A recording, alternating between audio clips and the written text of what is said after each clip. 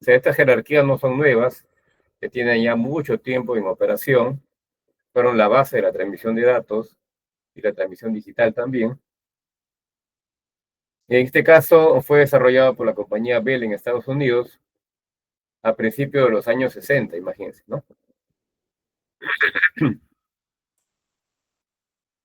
Eh, Básicamente fue desarrollado para que sea compatible con los sistemas de comunicación de aquella época, que eran principalmente analógicos, ¿no? Entonces, pero después surgieron las técnicas PCM, que mejoraron el tema de la inmunidad al ruido, ¿no? El tema de las capacidades, etcétera, y las mejoras que conocemos con respecto a los sistemas analógicos, y estas jerarquías se tuvieron que adaptar, ¿no? Adaptar y básicamente modernizar al requerimiento de la demanda y de los nuevos servicios. Ahí, por ejemplo, acá está la trama de los T1s. Pueden ver ahí la cantidad de, digamos, ese formato referencial, ¿no? Para formar, digamos, la trama y sus respectivos canales que están asociados para efecto de la conformación de la banda base, ¿no? Después, el sistema troncal E1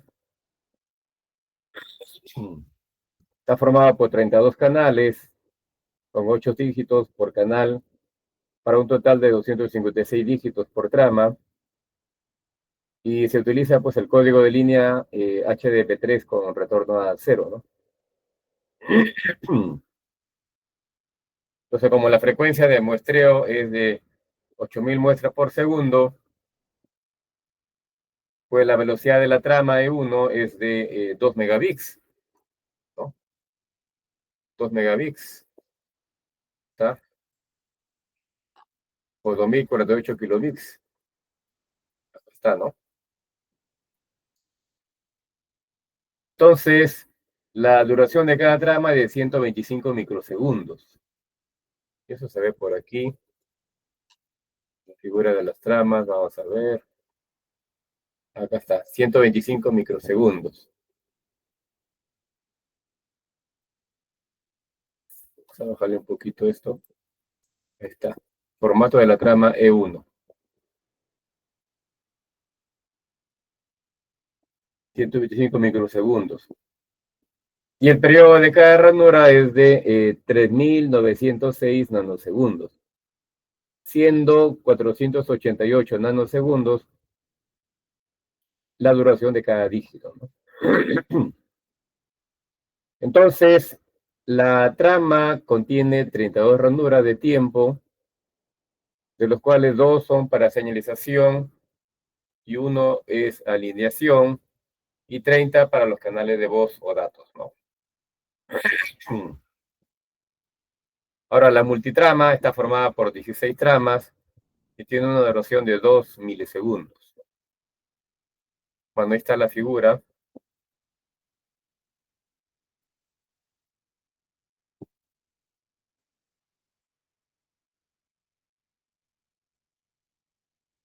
Ahora, con relación a la recepción de impulsos en banda base, la característica de la señal recibida depende tanto del perfil de la señal transmitida como de las características físicas del canal. El impulso transmitido puede ser, digamos, en coseno alzado, y el canal un filtro paso bajo, ¿no? Alternativamente, también el canal puede ser un coseno alzado o su equivalente. Y el impulso transmitido puede tener un espectro determinado dentro de la banda de paso del canal. Entonces,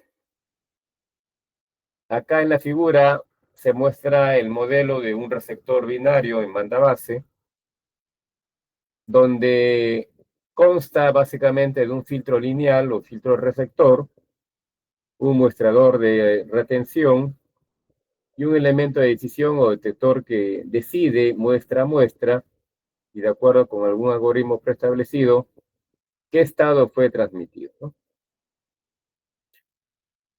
Bueno, en general la operación de detección consiste básicamente en una toma de decisión en el instante de muestreo, ¿no? Relativo pues al estado cero o al estado uno, ¿no? Del impulso, en este caso binario, que se recibe en esos momentos.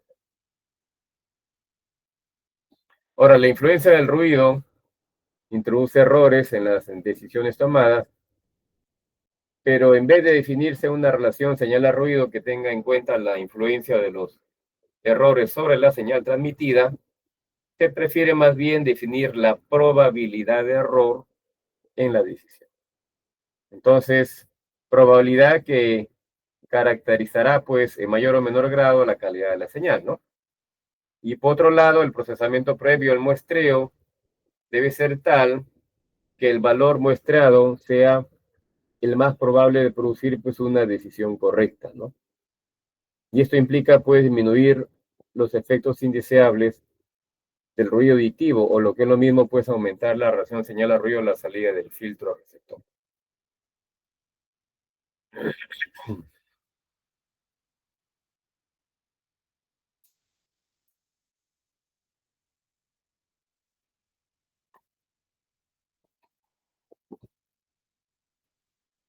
A ver, ¿qué tenemos por acá?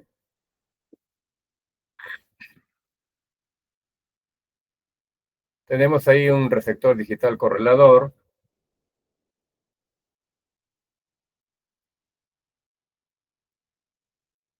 Bueno, el comportamiento de los sistemas de modulación digital en presencia de ruido, pues dependerá del número de detección empleado. Y para caracterizar este comportamiento, normalmente se utiliza pues las relaciones probabilidad de error versus la ganancia de predetección, ¿no? Que está dada básicamente por la relación señal a ruido de la entrada, que dependen de la forma de detección utilizada. Ahora, el comportamiento del receptor se mide en términos de la probabilidad de error y se dice que el receptor es óptimo cuando la probabilidad de error a su salida es mínima. Entonces, esto a su vez pues está asociado, ¿no? Con la presencia de un filtro acoplado que se coloca antes del elemento de decisión, ¿no?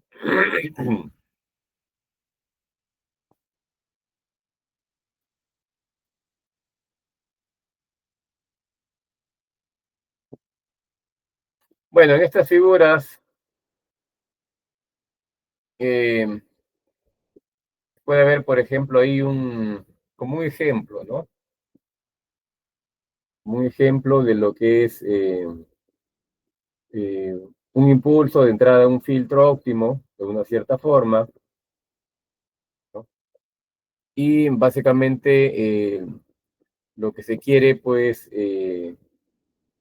obtener es una respuesta al impulso, o sea, el HDT, que tiene, digamos, las características con respecto básicamente al diseño del filtro para efecto de poder conformar la señal original, ¿no? Entonces ahí, por ejemplo, la forma de la señal de salida nos permite, pues, deducir la forma en que el filtro acoplado, que está ubicado básicamente en la entrada, pues, se aplica a una secuencia de pulsos, ¿no? O de impulsos en este caso.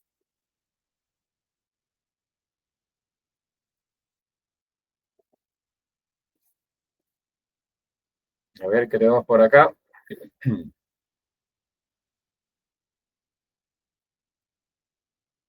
Bueno, este es el caso de transmisión y recepción binaria mediante portadora modulada. Hay, por ejemplo, los impulsos digitales producidos por los diferentes sistemas vistos anteriormente, eh, así como las señales de datos de terminales digitales y dispositivos afines, pues generalmente no se transmiten a gran distancia en la forma de la señal de banda base, ¿no? Sino más bien en forma de una señal modulada en forma analógica. Es decir, que los impulsos modulan una portadora sinusoidal cuya frecuencia es compatible con el medio de transmisión utilizado. Entonces, este tipo de transmisión se denomina transmisión binaria mediante portadora modulada. Ahora, la modulación digital se realiza con el módem, ¿no? Que sabemos que es el modulador de modulador, en el cual los impulsos PCM pues modulan la amplitud, la frecuencia o la fase de una señal sinusoidal. Y como la señal PCM es una secuencia de impulsos binarios, las magnitudes moduladas tomarán también dos valores. De ahí que a estos procesos se le llama también técnica de modulación binaria, ¿no? Ahí, por ejemplo, en la figura se muestran los modelos para la transmisión y recepción de señales binarias mediante portadora modulada, ¿no? Y en la siguiente figura se muestra la forma de las señales binarias moduladas, ¿no? Entonces, el canal puede ser un canal telefónico, conductores metálicos, o línea de transmisión cableada, fibra óptica también, radioenlace, ¿no?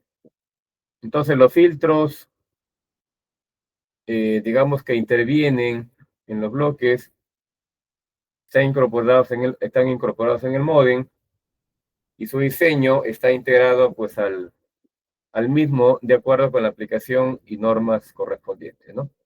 Naturalmente estas normas las especifica el UITT, que sabemos que es el sector de normalización de la UIT.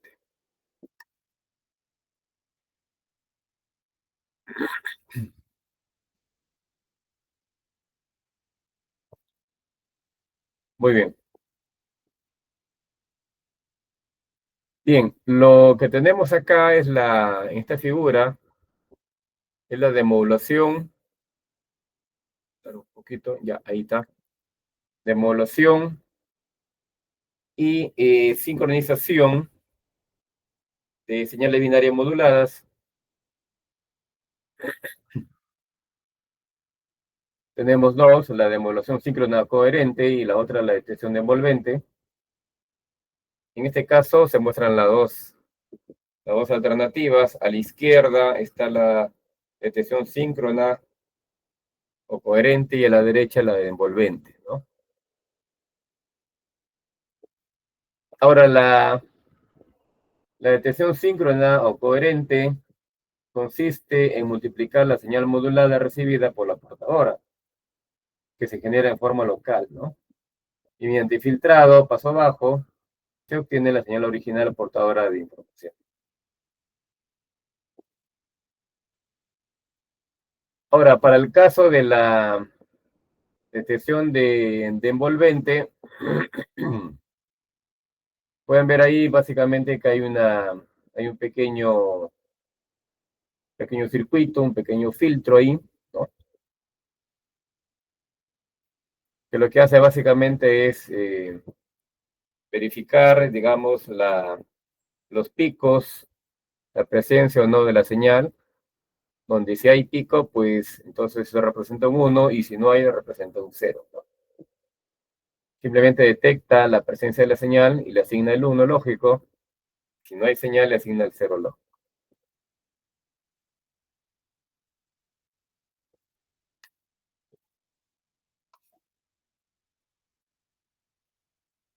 Y después, con relación a la sincronización de portadora y temporización, por ejemplo, la demodulación coherente de las señales ASK, FSK y PSK, pues requiere el conocimiento de la frecuencia y la fase exacta de la portadora, ¿no? Entonces la frecuencia puede aproximarse tanto como se quiera, pues con consolidadores a cristal y de gran precisión, se puede mantener la frecuencia con una gran estabilidad, ¿no? En cambio, el desfase entre los osciladores del transmisor y del receptor puede ser grande, sobre todo cuando los módem inician una transmisión, ¿no? Entonces, en estos casos, los módem están desfasados y necesitan pues un periodo inicial, ¿no? Antes de transmitir información. ¿Para qué? Para sincronizar sus osciladores. Entonces, este periodo se conoce con el nombre de tiempo o fase de adquisición. Y al finalizar esta fase de adquisición, los osciladores quedan enganchados en fase y en frecuencia y la transmisión de información puede comenzar, ¿no?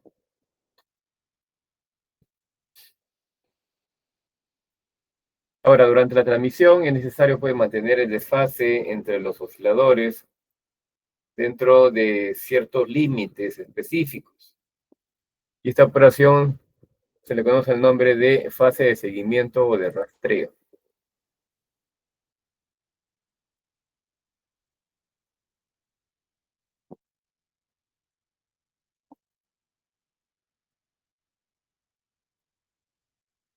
Bien, en esta figura se muestran dos circuitos de sincronización de portadoras que son el sincronizador cuadrático y el denominado lazo de costas, ¿no? Están las dos figuras, izquierda y derecha. Estos circuitos de sintonización de portadoras no solamente se utilizan en los sistemas digitales, sino también en los sistemas de modulación de ondas continuas, ¿no? En cuanto a la temporización,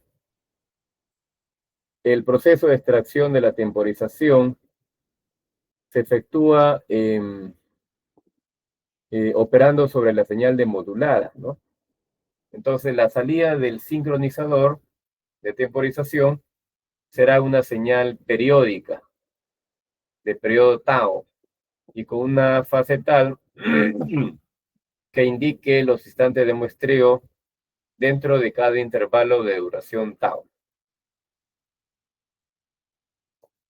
Bueno, en general, la señal de reloj está afectada por fluctuación de fase, o sea, el jitter, ¿no? Llamada también pues autorruido, ¿no? Eh, que, que es causada por interferencia intersimbólica, ¿no? Y además también ruido en el sistema, ¿no? Entonces, en muchas aplicaciones, esta componente de autorruido es mucho más pronunciada que el mismo ruido gaussiano, ¿no? Y el diseño óptimo de los circuitos de sincronización eh, debe ser, pues, lo más preciso posible para mejorar el desempeño total del sistema.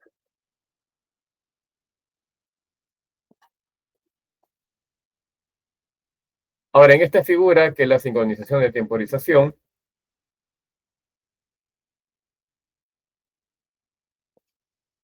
digamos, prácticamente es casi el mismo proceso que hemos explicado hasta ahora.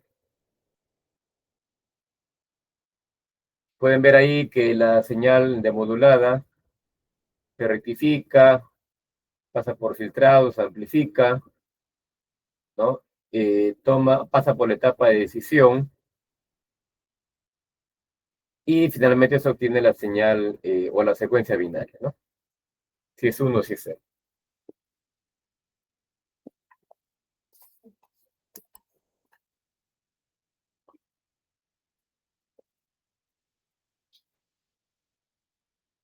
Bueno, esta figura nos muestra lo que es la densidad espectral de potencia de una señal ASK.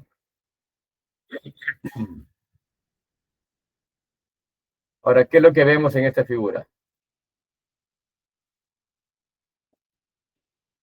Entonces, ahí vemos, por ejemplo, que el ancho de banda del filtro paso banda a la entrada del receptor y con relación también al ancho de banda mínimo, está relacionado precisamente con el canal de transmisión que se va a utilizar o prever para su transmisión. Entonces, esto nos dice cuál sería, pues, digamos, ese ancho de banda significativo en función de la relación señal-ruido que se obtendría, pues, después de la demodulación de la señal, ¿no? Entonces ahí, por ejemplo, la potencia contenida dentro del ancho de banda es muy alta, ¿no? Es más o menos un 95% de la potencia total de la señal ASK. Y que la mitad de la potencia de la señal ASK se consume en la transmisión de la portadora. Entonces los sistemas ASK son sistemas de doble banda lateral y por lo tanto no son muy eficientes en cuanto al ancho de banda y consumo de potencia.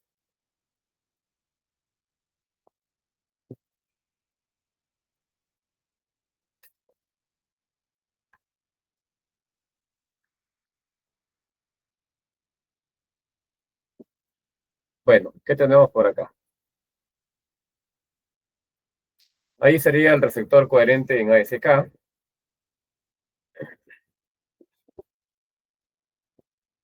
Bueno, es un proceso, digamos, de cómo se recupera la señal o la secuencia original.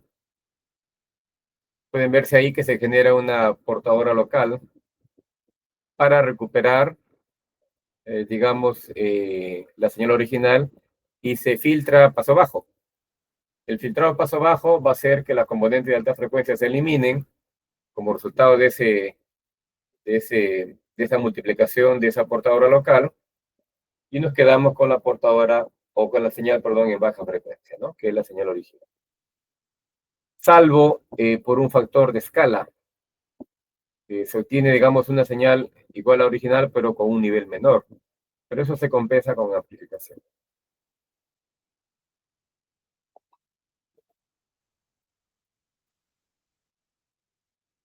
Bueno, esta figura viene a ser el efecto del umbral en ASK sobre la probabilidad de error, ¿no? Para cada valor de gamma, ¿no? En realidad hay un nivel de umbral normalizado que produce, digamos, la misma probabilidad de error. Cuanto mayor es gamma, mayor es el umbral. Si el umbral se mantiene constante, pues la probabilidad de error decrecerá en función de gamma, ¿no? Hasta un cierto valor y se mantendrá constante eh, sin importar cuánto se incremente gamma, ¿no?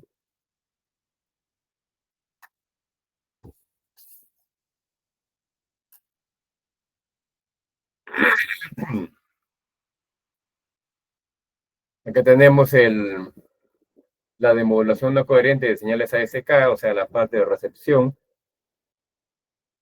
En la detección no coherente de señales ASK no se requiere pues, circuitos para sincronización de portadora, aunque sí de temporización, ¿no?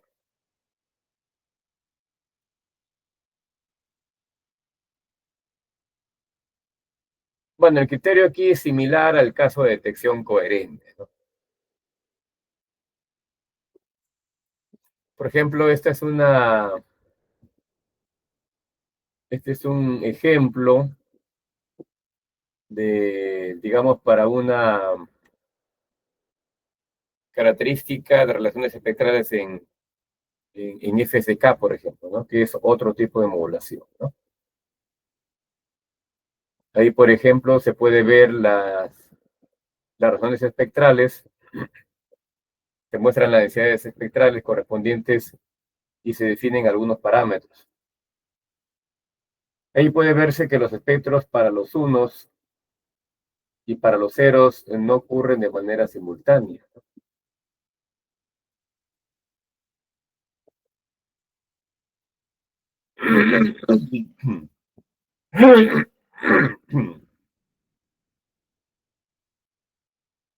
Muy bien.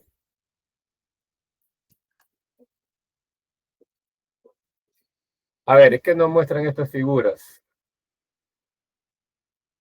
Bueno, básicamente es en lo que llamamos normalmente la modulación digital en banda base. Entonces, ahí la señal de entrada, por ejemplo, es discreta, de valores binarios, ¿no?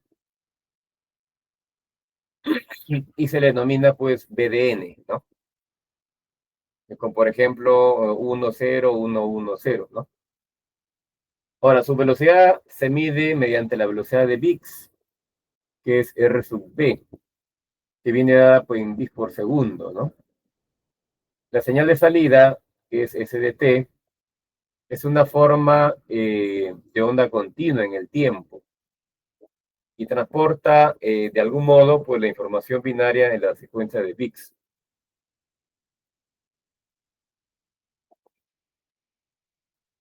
Entonces, a la entrada se halla presente pues, una secuencia de bits que deben transmitirse a una determinada velocidad de bits, y a la salida se tiene la señal modulada digitalmente, es decir, una forma de onda física que representa la información digital, ¿no?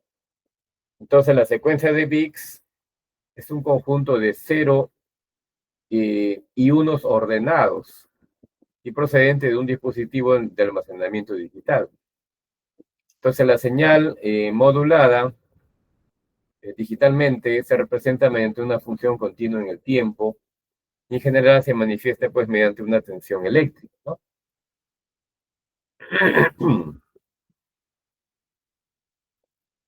Bueno, en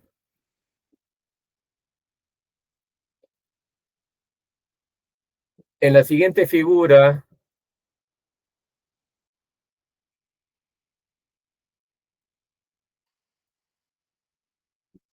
una vez generada la señal modulada, si esta se corresponde a una transmisión en banda base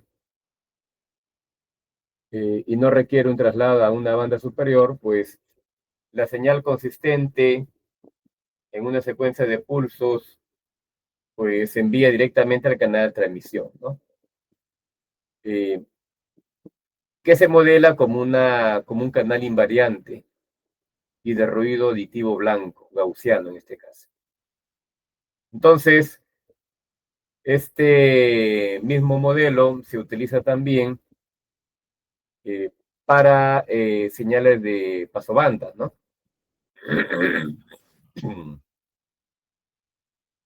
Cuando está la figura, se muestra la respuesta al impulso y la obtención de la señal a la salida del proceso, ¿no? Miren que la secuencia de bits o la secuencia binaria es de esta forma y se obtendría esta otra forma. Un poco distorsionada, pero se puede ver claramente que si hay presencia de señal, es, digamos, corresponde un 1, ¿no? Y en el caso, por ejemplo, señal positiva, ¿no? Y si es negativa sería un 0, ¿no? Sería, digamos, un NRZ, ¿no? Sin retorno cero.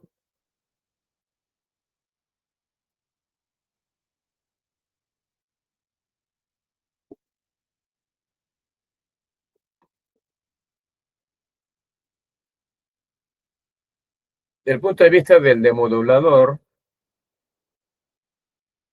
bueno, aparte del modulador y el canal de transmisión, el tercer elemento importante en la cadena del sistema de transmisión es el demodulador digital, ¿no? Que se encarga de realizar pues, las operaciones inversas al modulador digital.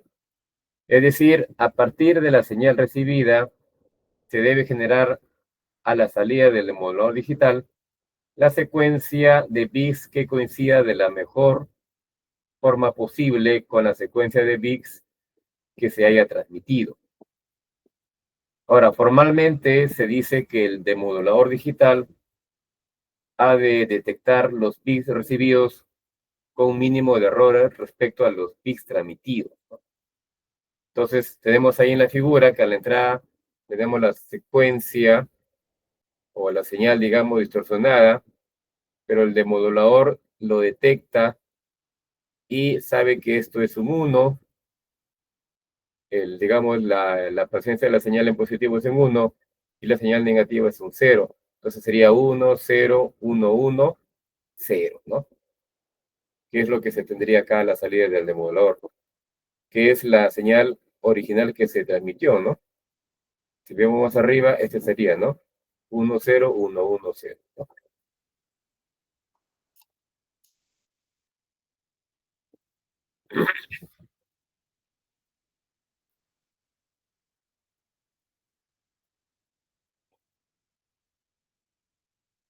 Muy bien.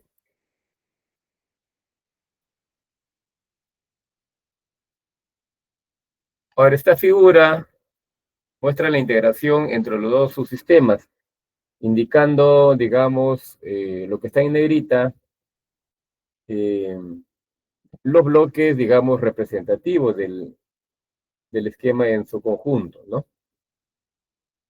Entonces, tenemos ahí, en lo que está en negrita sería el modulador digital, después el medio de transmisión, que puede ser físico o no, y por último el demodulador digital, ¿no?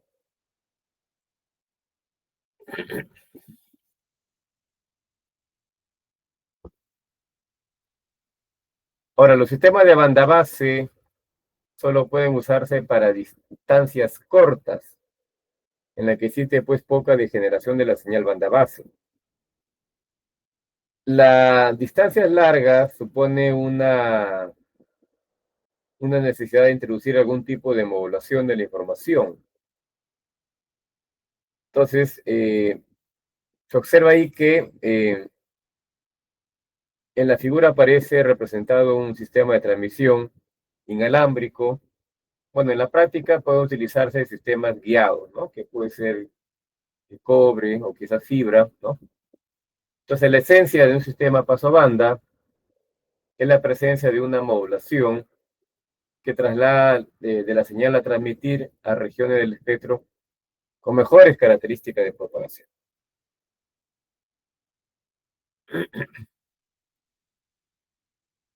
Bueno, en concreto, para los diferentes tipos de formas de onda o modulaciones y diferentes modos de asignar las amplitudes de cada uno, básicamente lo que se va a analizar es, primero, digamos, tenemos la probabilidad de que los bits se detecten con errores en el demodulador. Segundo, tenemos el ancho de banda que ocupan las señales. Y tercero sería pues la repercusión que tiene sobre la calidad del sistema, la respuesta al impulso del canal en el caso de que ésta sea pues no lineal y genere más bien distorsión sobre la señal transmitida, ¿no?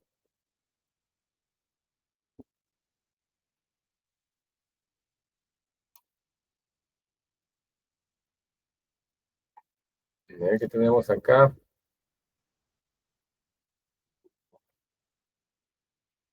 Bueno, tenemos ahí algunas formas de señales moduladas en función del tiempo, sin retorno a cero y con retorno a cero, ¿no?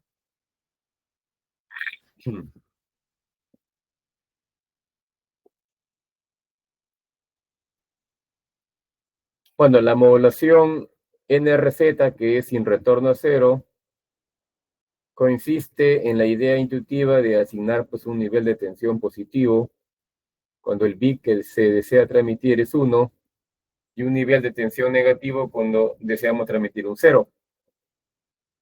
Bueno, el nombre de NRZ se debe a que la señal permanece estable durante todo el tiempo de transmisión del bit, ¿no? La otra alternativa sería el modulación RZ, o sea, con retorno a cero, donde también se utiliza una tensión positiva para indicar la presencia de un 1 y una tensión negativa para la presencia de un 0. En este caso, una vez que se ha transmitido la información, la señal retorna al valor de tensión 0 antes de que se produzca el siguiente bit, ¿no? Esa es la diferencia con el otro.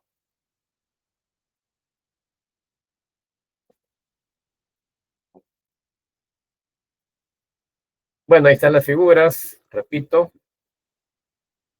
Y al comparar los dos formatos de transmisión, vemos que NRZ puede tener una componente continua significativa, sobre todo cuando se producen varios valores de unos o ceros consecutivos en la secuencia binaria, ¿no? Por otro lado, el RZ o retorno cero proporciona la garantía de que la señal siempre tiene cambios constantes independientemente de los valores de los bits de la secuencia binaria. Ahora, esto en realidad es una ventaja importante para garantizar una correcta detección de los sincronismos, ya que el receptor sabe que en cada bit se produce pues un retorno a cero, ¿no? Pero por otro lado, el ancho de banda de la señal RZ es mayor que el de NRZ, eh, porque así lo indica pues la mayor actividad en los cambios de tensión, ¿no? Entonces, este aumento del ancho de banda no siempre es adecuado, ya que las propias características del cable, en este caso, si es la línea de transmisión que se utiliza, puede limitar pues la máxima tasa de bits que puede transmitirse, ¿no?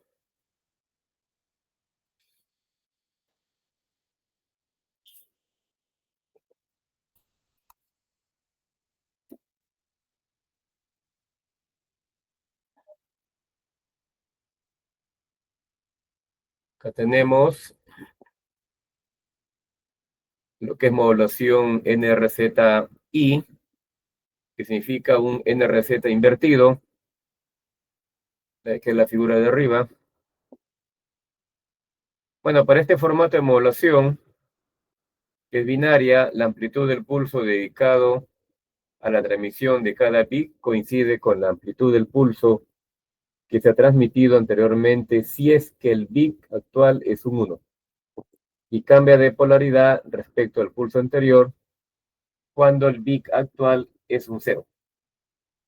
Es decir, cuando se produce un 0, cambia la polaridad de la señal y cuando se transmite un 1, la polaridad se mantiene igual, ¿no?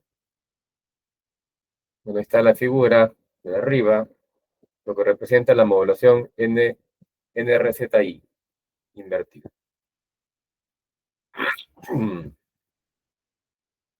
Después acá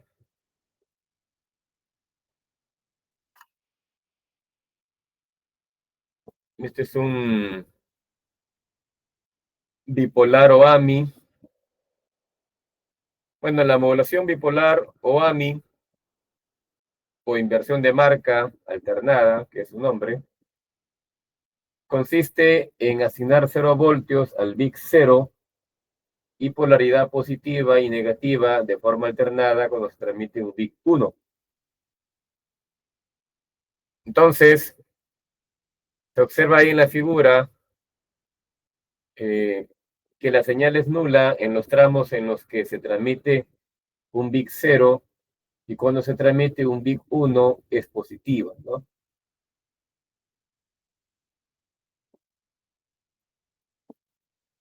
Bueno, positiva si había sido pues negativa, ¿no? Al transmitir el último bit y viceversa.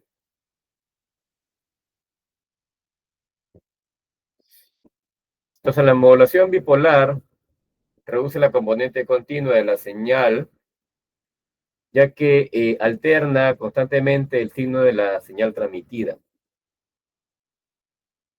De esta forma, se puede garantizar que no se tiene componente continua, lo que facilita en este caso la transmisión de la señal a través del medio, ¿no?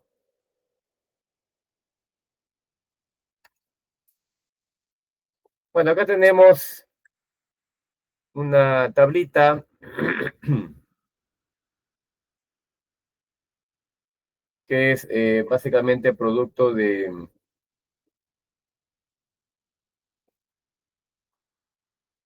digamos, la codificación popular de 4 niveles, que se llama modulación M-polar. Cuando la modulación M-polar es la modulación que presenta M niveles o amplitudes diferentes para una misma señal. En la modulación M polar se modulan los bits tomándolos por grupos y a cada grupo de bits se le asigna un nivel diferente, ¿no?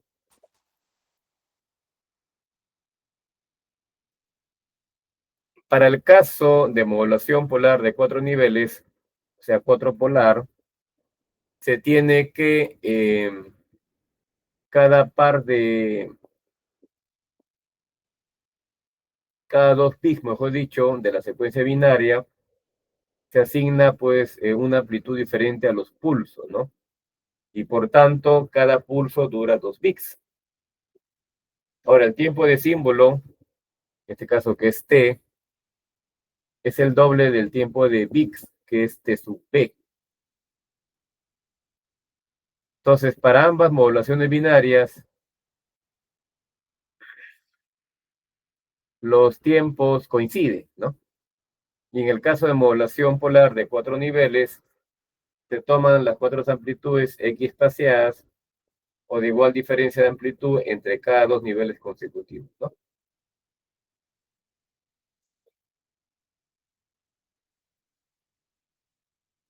Entonces, ahí puede verse, por ejemplo, en la tabla 2, se muestra, digamos, un esquema de eso, ¿no? De 4 polar, ¿no?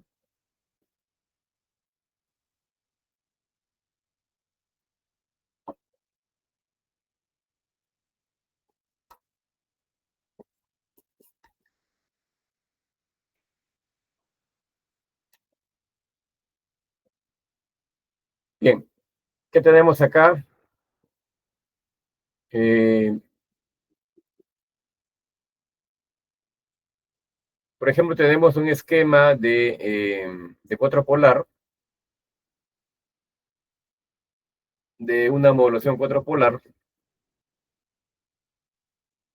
Tenemos ahí, por ejemplo, ahí aparece T sub P y T, y hemos dicho que T sub P viene a ser el tiempo de bit y T viene a ser el tiempo de símbolo, ¿no?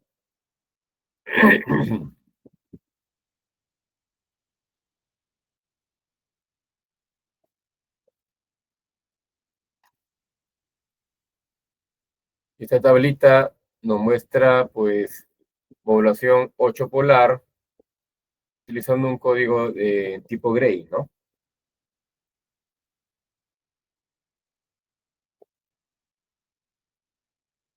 Este es un ejemplo, ¿no? De lo que sería, digamos, un esquema de 8 polar.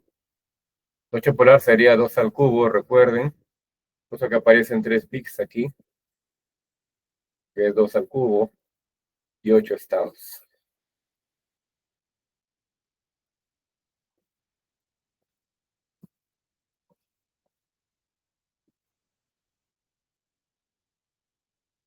Es un código tipo Gray.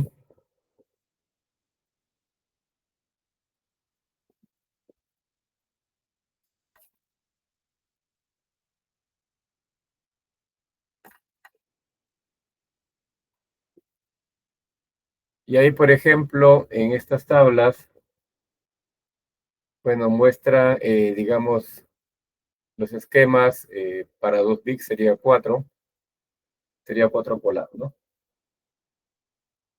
Bueno, en general, el número de estados sería 2 a la K, donde K viene a ser el número de bits.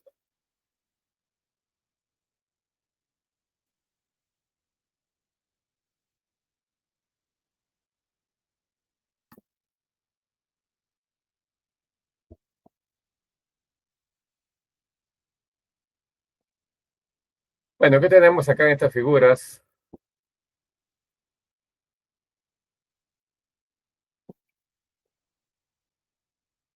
En el primer bloque, por ejemplo, la secuencia de bits, que es BDN, se codifica para dar lugar a la secuencia de símbolos ADK. Y en el segundo bloque se genera pues un pulso PDT cada t segundo de amplitud igual al correspondiente símbolo ADK, ¿no?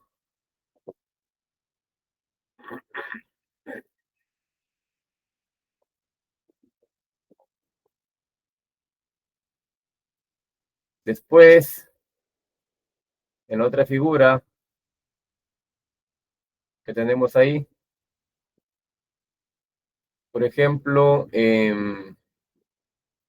se asume ahí que el único efecto producido sobre la señal transmitida es la suma de ruido, ¿no? Ahí, por ejemplo, tenemos un filtro adaptado que va a variar en función de los niveles de la señal de entrada, pero hay un ruido de por medio, ¿no?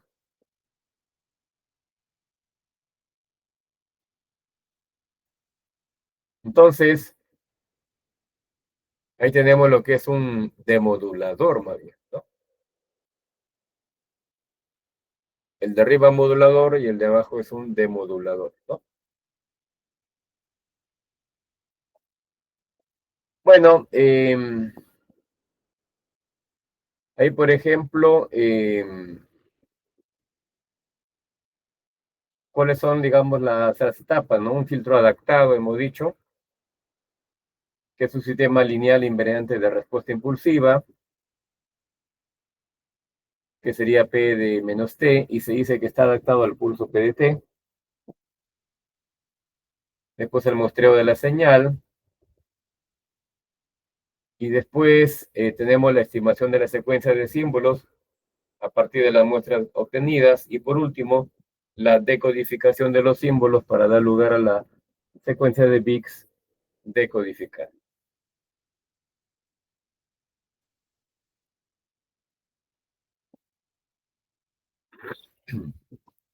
Ahí que tenemos en estas figuras,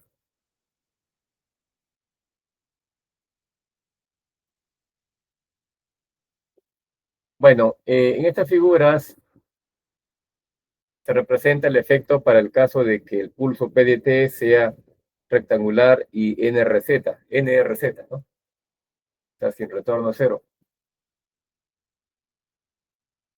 Se observa ahí que la forma de la señal a la salida del filtro adaptado al pulso, cuando le traes, es el propio pulso, ¿no?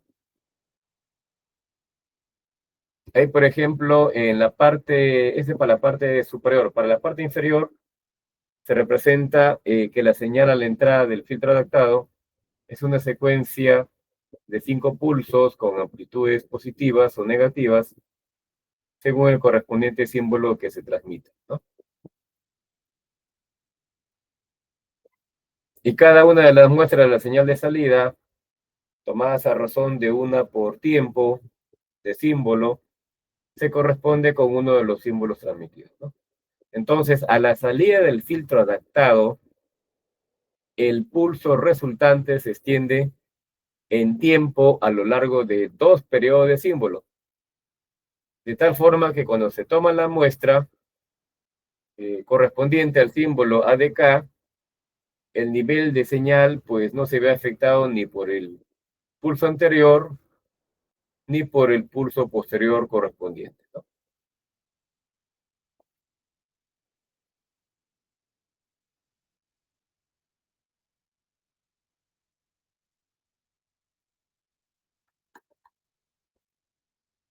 Muy bien, ¿qué vemos ahí? Vemos ahí, digamos, la señal resultante a la salida del filtro adaptado, ¿no? Entonces, esta figura representa la señal de salida de la figura anterior, o sea, esto que está acá, para el caso de 5 símbolos, que sería 2 pan, ¿no? Habiendo en este caso sumado la forma de onda de los diferentes pulsos y la señal de ruido.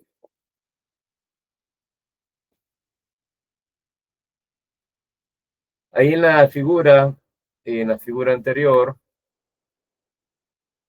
se considera únicamente la señal útil pan, pero no la señal de ruido que se suma a la modulación pan.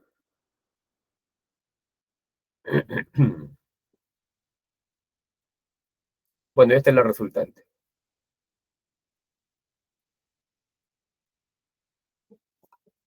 Después, del punto de vista, por ejemplo, de la probabilidad de error,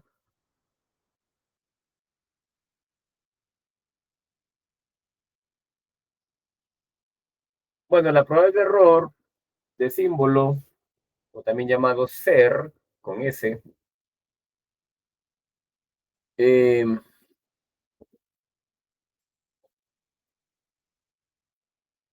es, digamos, P sub E es real, positiva y, digamos, acotada, y representa, por tanto, por uno de los símbolos que de promedio se detectan de manera errónea, ¿no? Si, por ejemplo, la probabilidad de error P sub E es 0,01, significa que de promedio de cada 100 símbolos se detectan 99 correctos y uno con error. Para el caso de la probabilidad de error de Vic o Bear, ahí P sub B es real, ¿no? Positiva y también acotada, y representa, por tanto, o está representada en este caso eh, por uno de los bits que de promedio se detectan de manera errónea. Ahora, para las modulaciones binarias, cada símbolo representa un bit, por lo que ambas probabilidades coinciden, ¿no?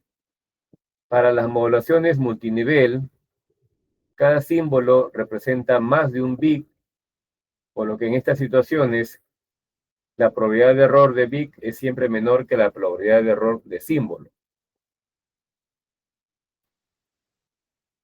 Bueno, en general, pues eh, lo que interesa es obtener expresiones de ambas probabilidades de error en función de la energía media transmitida por bit, ¿no? Que se representa por E sub B. Acá también tenemos la función de densidad de probabilidad.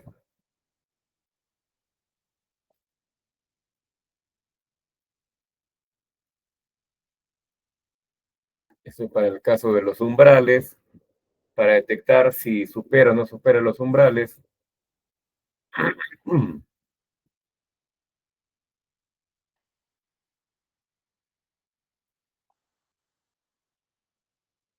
Y acá tenemos en esta figura, pues, la relación que existe entre la energía por bit versus la densidad de potencia, que es E sub B sobre N sub 0, que es el eje horizontal, versus la tasa de error, que es el eje vertical, ¿no?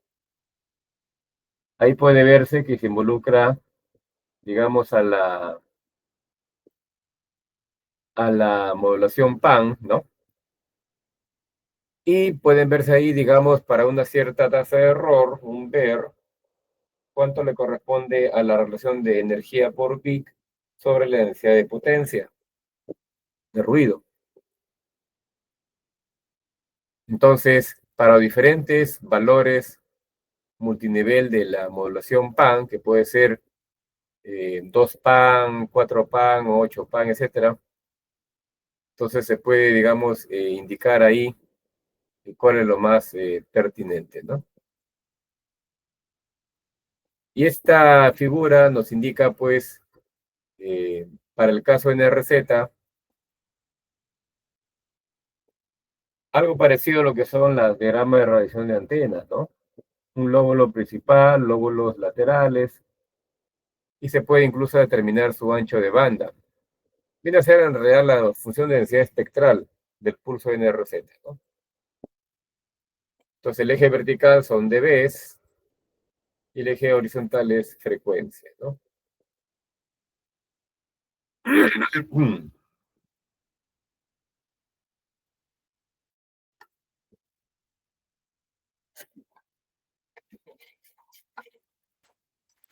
Entonces, en una duda, jóvenes, pregunten con confianza.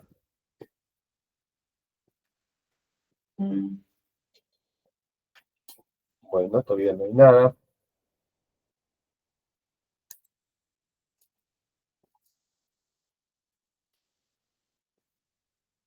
Bueno, ¿qué vemos por acá? A ver.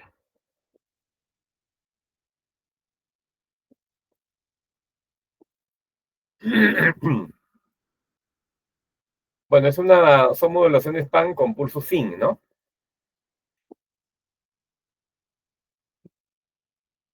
Ahí, por ejemplo, en la figura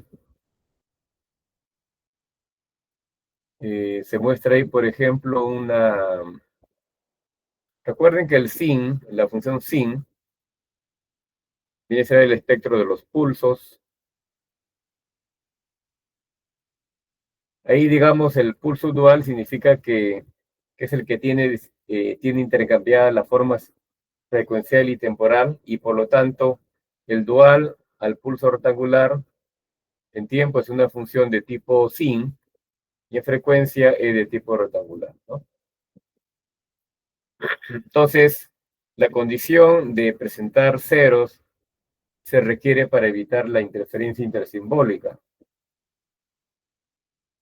Si llegan los pulsos sin consecutivos y espaciados cada t segundos, al mostrar un pulso en un instante de tiempo correspondiente a su máximo, el resto de los pulsos, que son de duración ilimitada, presentan pues un cero para el mismo instante de tiempo, ¿no?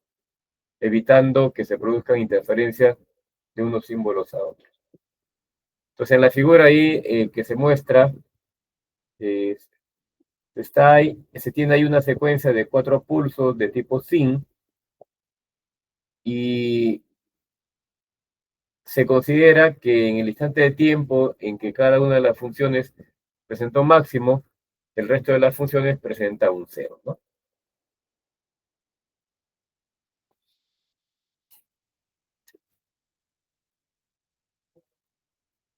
A ver, ¿qué tenemos acá en esta figurita?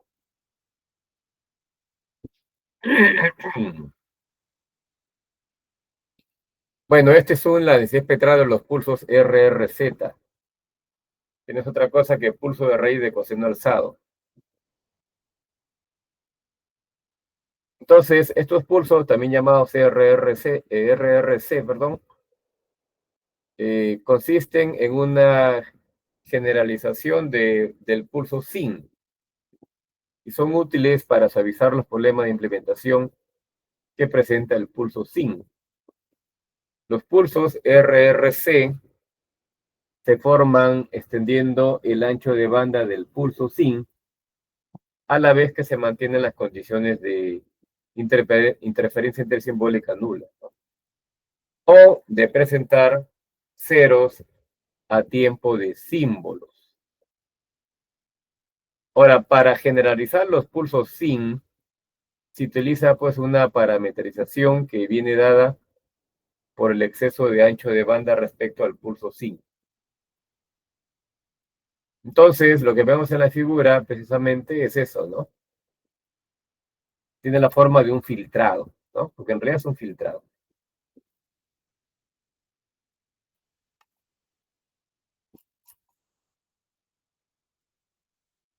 Y esto básicamente viene a ser la gráfica de la autocorrelación de los pulsos RRC. Entonces, ahí se muestran las diferentes formas temporales de pulsos resultantes a la salida del filtro adaptado para diferentes factores de roll-off, ¿no? Entonces, ten en cuenta que en el caso que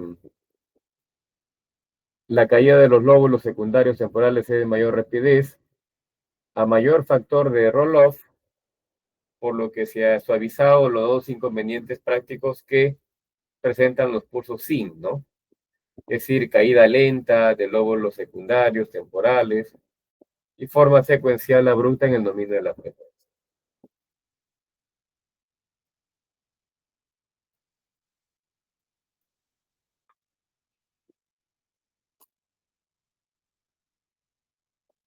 Bueno, en esta figura, digamos, es una característica de cómo se produciría la interferencia intersimbólica, ¿no? Bueno, la interferencia, digamos, intersimbólica, que es el ISI, surge como resultado, pues, de de una colisión de bits, ¿no? Entonces, si al realizar la detección de los símbolos, las muestras al entrar al detector presentan ISI, o sea, interferencia antisimbólica, la probabilidad de error se degrada aumentando considerablemente con respecto a un caso libre de ISI, ¿no? Entonces, lo que se muestra en pantalla, por ejemplo, son las figuras de cómo se produce esa interferencia antisimbólica. Recuerden que la ISI se produce al muestrar la señal a la salida del filtro adaptado a una frecuencia por símbolo. Entonces la muestra obtenida, además del símbolo que debe detectarse y de la componente de ruido, presenta de forma superpuesta, de forma aditiva, contribución de símbolos precedentes y o de símbolos posteriores, ¿no?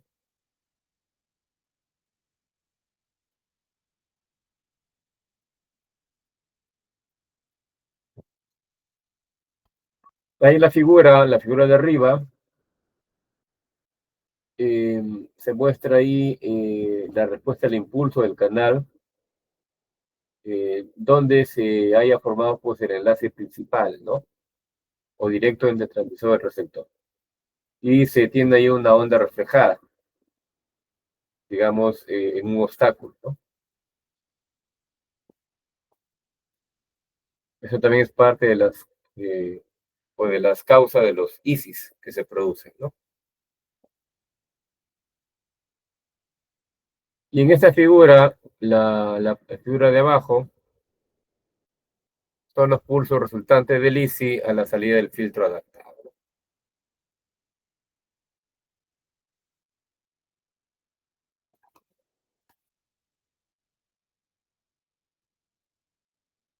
Bueno, acá tenemos la función de probabilidad.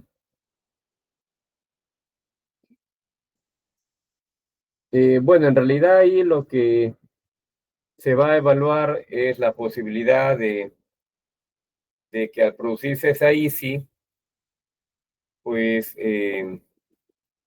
muchos símbolos se van o van a llegar con error, ¿no? Y por lo tanto se verifica, digamos, de manera probabilística la cantidad de esos bits para que la señal o la información pueda volverse a reenviar, ¿no? La idea es que esa tasa sea pues lo más baja posible, pero por motivo de propagación, reflexión, eh, quizás efectos adversos a los sistemas en sí, podrían producirse distorsiones adicionales.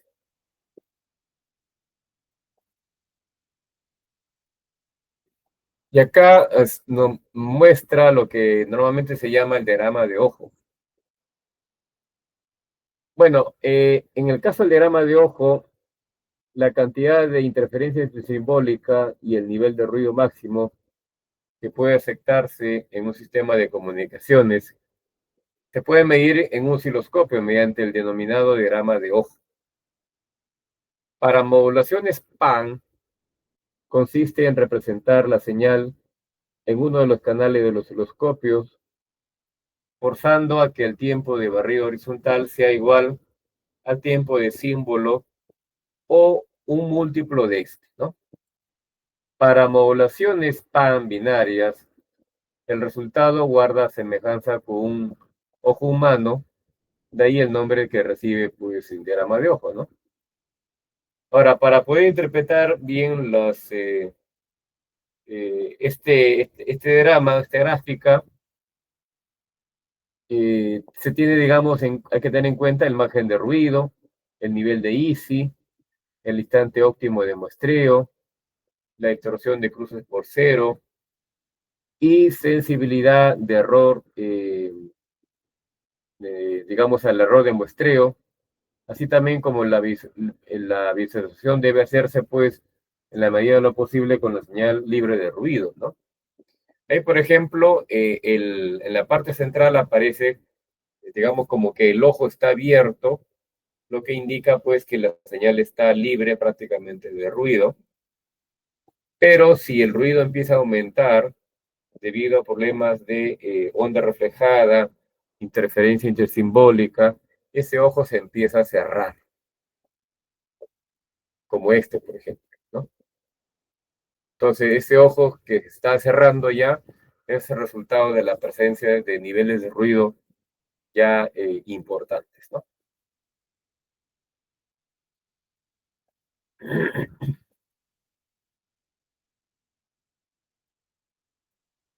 Y por lo tanto también hay un mayor porcentaje de error, ¿no? Entonces, aumenta el ruido, el ojo se cierra y se genera mayor porcentaje de bits con error.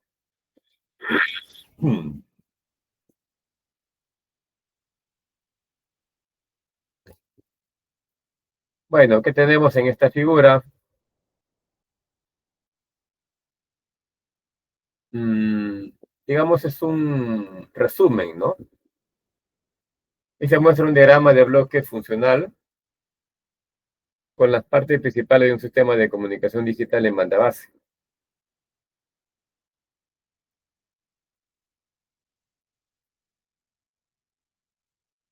Entonces, en esta figura, por ejemplo, pueden verse todos los bloques, ¿no? Que intervienen en la etapa de modulación y demodulación de la señal digital, o sea, recuperación, que son básicamente es una combinación de lo que hemos visto en el desarrollo de este tema, ¿no? O sea, ya en conjunto, no es una integración, ya completa. Muy bien, preguntas, jóvenes. Creo que ya no hay nada más. Sí, ya no hay nada más. Preguntas, dudas.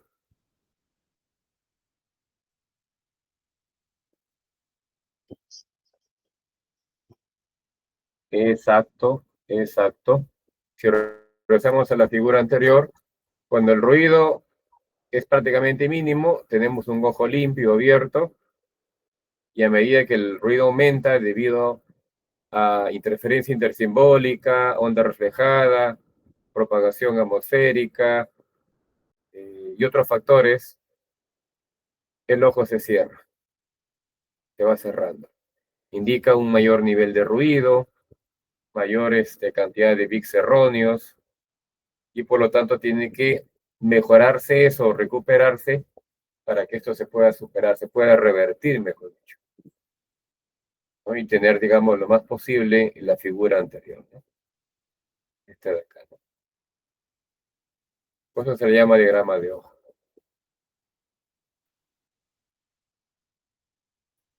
¿Qué más, jóvenes?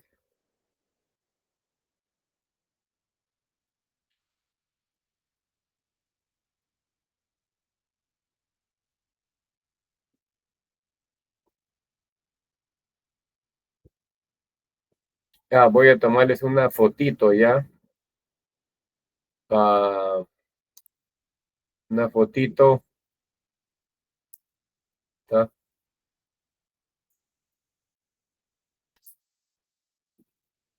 Porque como ahora la clase, según el comunicado, es virtual, entonces se tiene que justificar, ¿no? El tema de la sesión, ¿no? Bueno, acá están, ahí, aquí veo los 8 alumnos. Parece que uno ya se fue.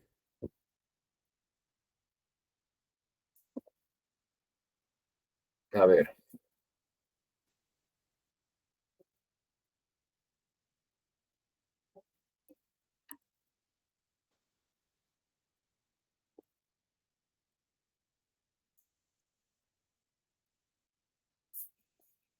voy a hacer una captura de pantalla. A ver, un momentito. Ya está, listo. Ya están todos. Muy bien. Recuerden que la próxima semana es su presentación y exposición de su trabajo 2, previo al examen parcial. El examen parcial es de aquí a un par de semanas, ¿no? Bien, ¿Alguna otra pregunta, jóvenes? ¿Duda, inquietud? Nada. Muy bien, voy a pasar asistencia. A ver, empezando por Cayetano, Presente, profesor. Chero, Presente, profesor. Chero, ya. Después, Manja,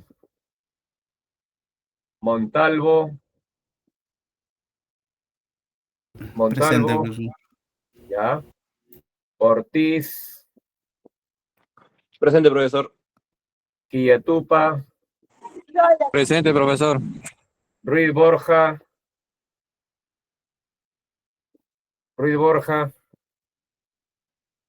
ha dormido creo Ruiz Borja. Y después, Ruiz Santos. Presente, profesor. A ver, Ruiz Borjas está, pero al mismo tiempo no está. Bueno, muy bien, jóvenes. Si no hay nada más, lo dejamos aquí. Este es el tema que quería abordar hoy día, según el sílabus. Y la próxima semana están presentando su trabajo, ¿ya? Grupal, ¿ya? Bien, jóvenes, lo dejamos aquí. Ya les tomé la fotito, entonces sería hasta la próxima.